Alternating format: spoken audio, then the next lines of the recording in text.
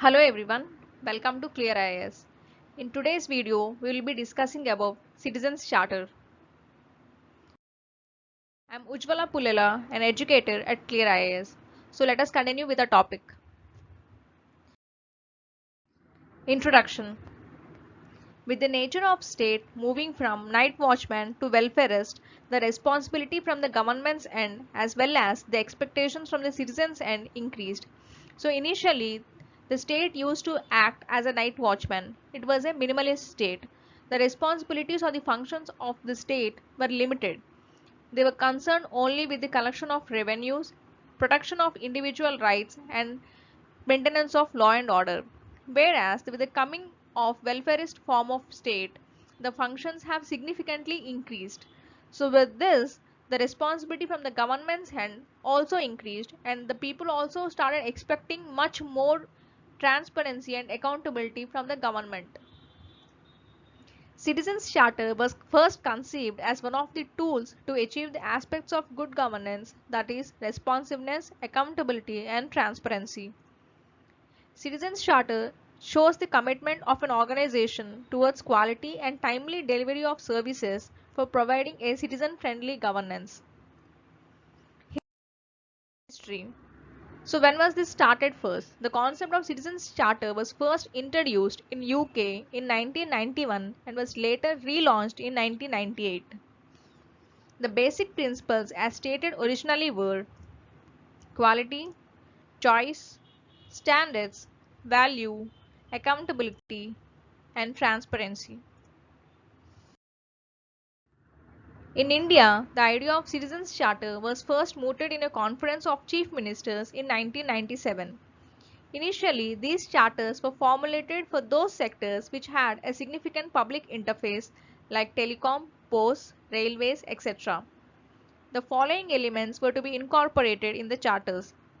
They were the vision and mission of the organization, the details of the business transactions which the organization performs, details of the clients, details of the services which the organization provides, grievance redressal mechanisms, and expectations from the customers or clients are also taken into consideration. Department of Administrative Reforms and Public Grievances is responsible for coordinating, implementing as well as popularizing the concept of Citizens Charter.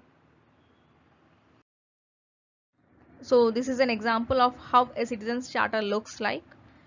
This is from the Department of Posts. Here the vision and the mission statement of the Department of Posts has been clearly mentioned, and also the types of services which the Department of Posts carries out, that is the delivery of speed post articles, delivery of business parcels and delivery of money orders are also mentioned here, and the time frames in which these deliveries are intended to be carried out by the Department of Posts are also mentioned.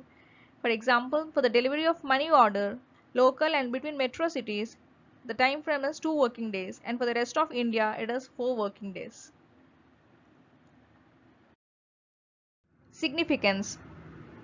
It empowers the citizens and allows them to seek answers from the government as well as understand its working. It enhances the accountability by clearly stating the time frames and providing for grievance redressal mechanisms. So as we have previously seen that the services which are offered or delivered by an organization are clearly mentioned along with the time frames in the Citizens Charter, and if these time frames are not met, then there is a mechanism for redressal of grievances of the citizens. It creates a customer responsive environment. It improves the quality of services delivered. With the introduction of Citizens Charter, the working of the organization has become more transparent, and because of this, the quality of services delivered has also improved. Challenges. Lack of serious commitment from the officials. There is no complete awareness among the people. Overburdening of organizations and staff. So instead of allowing the staff to perform their regular duties, they are being overburdened by involving them in the preparation of these citizens' charters. Not revising the charters periodically and not considering the feedbacks. So basically these charters are for the benefit of the people. So if their opinions and feedback is not taken into consideration and based on the feedback, If these charters are not revised periodically, then the basic aim of these charters will not be met. Not customizing the charters according to organization needs. Every organization is different. The types of services it provides are different. The types of clients which it deals with is different, and every organization's relation with its clients are different. So, based on the needs of the different organizations, different types of charters have to be prepared. They have to be customized according to the organization needs. If this is not done, then there is no point of these charters. Way ahead. A few recommendations were made by second ARC regarding citizens' charters. They are creating much more awareness among the people regarding charters, not following a one-size-fits-all approach. So based on the different organizational needs, different types of charters have to be prepared and customized. Objective evaluation by an external agency. An external agency has to look into the different charters prepared by organization, and they have to be evaluated by them. In case of not fulfilling the commitments, officers should be held accountable, involving all the stakeholders while formulating the charters. So instead of the organization preparing the charters on its own, every stakeholder, that is the organization, its staff, citizens, the clients with which the organization deals with, NGOs, all must be included while formulating the charters. Realistic charters to be prepared by considering the promises to be included, and also realistic time frames for the delivery of each and every service must be included, so as to avoid unnecessary grievances from the public end. Sevottam model.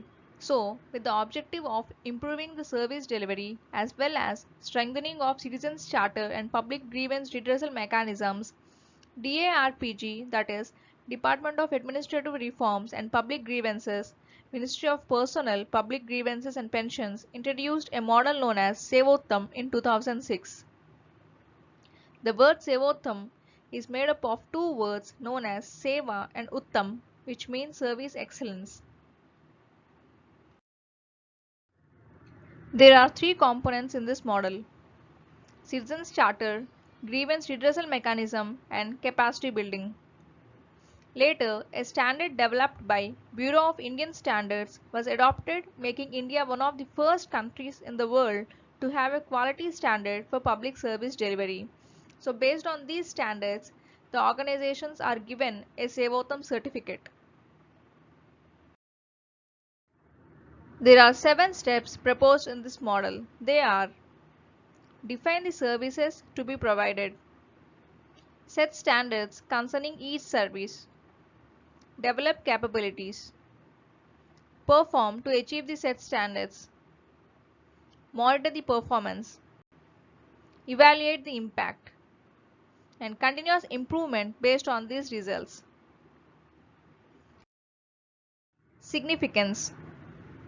This model tried to rectify some of the drawbacks of the earlier service delivery mechanisms. Stronger grievance redressal mechanisms have been specified and inclusion of feedbacks has been adopted. So as we have seen while discussing the Citizens Charter, that lack of inclusion of the feedbacks from the citizens is one of the drawbacks of the Citizens Charter, whereas this drawback has been rectified through the Sevottam model.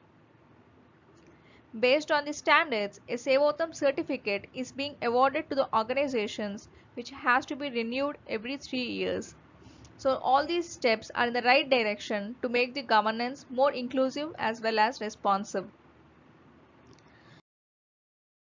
So that's all for this video. See you all with another topic.